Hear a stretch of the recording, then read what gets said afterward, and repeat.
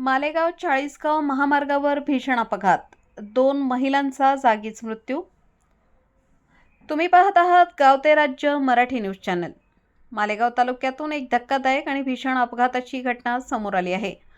मालेगाव चाळीसगाव महामार्गावर ST bus आणि समोरासमोर जोरदार धडक झाली।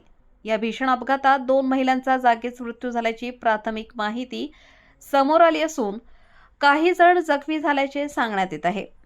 मिळालेल्या माहितीनुसार महाराष्ट्र राज्य परिवहन महामंडळाची MH405822 क्रमांकाची बस मालेगावहून चाळीसगावच्या दिशेने जात होती। त्याचवेळी MH19 CY 8525 क्रमांकाची गावच्या दिशेने मालेगावकडे येत होती। दरम्यान दोन्ही वाहनांची समोरासमोर जोरदार धडक झाली। धडक एवढी भीषण होती की दोन्ही वाहनांचे मोठ्या प्रमाणात नुकसान झाले। अपघाताची माहिती मिळताच परिसरात खळबळ उडाली।